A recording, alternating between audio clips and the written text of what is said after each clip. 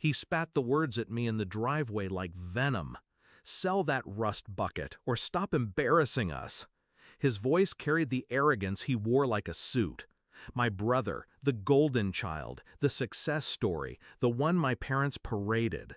I didn't argue. I never do. I slipped into the Honda, turned the key, and drove off in silence. But I knew he was behind me, tailgating, curious. He wanted proof that I was beneath him.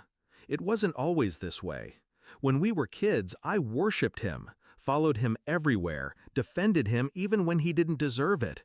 He was the loud one, the charming one. I was the quiet shadow. But somewhere along the line, his love twisted into rivalry. When I earned my first paycheck, he laughed at how little it was. When I bought my first car, the same Honda he mocked today, he sneered.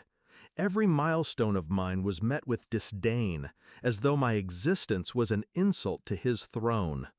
The truth didn't dawn on me all at once. It came in fragments, backhanded comments at family dinners, snide remarks delivered with a smile, and finally, whispers I wasn't meant to hear. Him telling our parents that I'd never amount to anything, that I was a burden.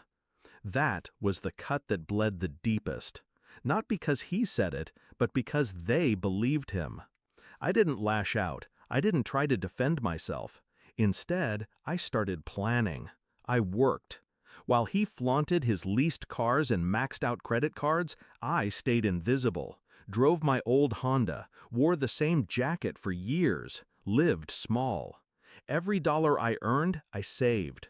Every risk I took, I calculated. Quietly, brick by brick, I built what he thought I never could. So when he followed me home that night, headlights sharp in my mirror, I let him. I pulled into my driveway, slow, deliberate.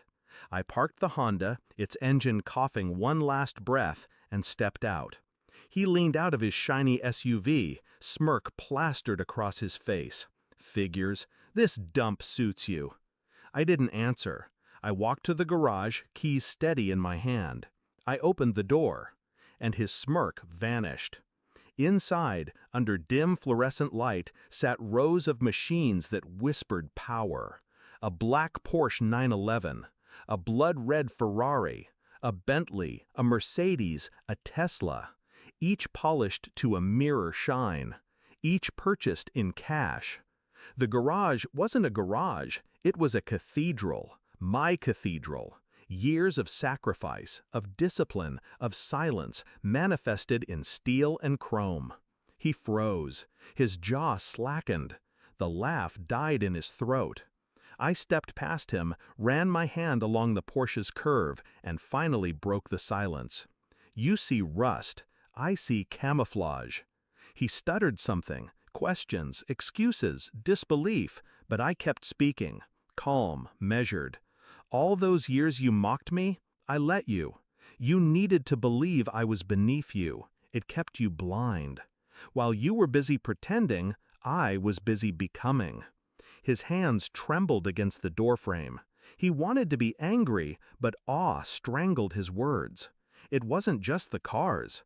He didn't know about the properties, the stocks, the businesses under my name. Because while he borrowed, I invested. While he showed off, I disappeared. And now, in one flick of a light switch, his entire illusion cracked. I let him wander between the cars, his footsteps hollow against the concrete. "Why hide this?" he finally asked, voice small. I looked at him, really looked at him. My older brother, the man who once held my hand crossing the street, now reduced to envy. Because I didn't need you to see me win. I needed you to see yourself lose. The confrontation ended without shouting, without fists. It ended with silence. The kind of silence that follows a gunshot. He left that night, no insults, no arrogance, just the weight of a truth too heavy to carry. Since then, he hasn't mocked me. He avoids me at family dinners. He can't meet my eyes. And I don't rub it in. I don't need to. The memory of that garage does the work for me. Final reflection. Sometimes revenge isn't about destroying someone. It's about letting them stand in the shadow of everything they swore you'd never be. My Honda still sits in the driveway, rusted, wheezing, unwanted. And every time I drive it, I smile, because I know exactly what waits behind that garage door, and so does he.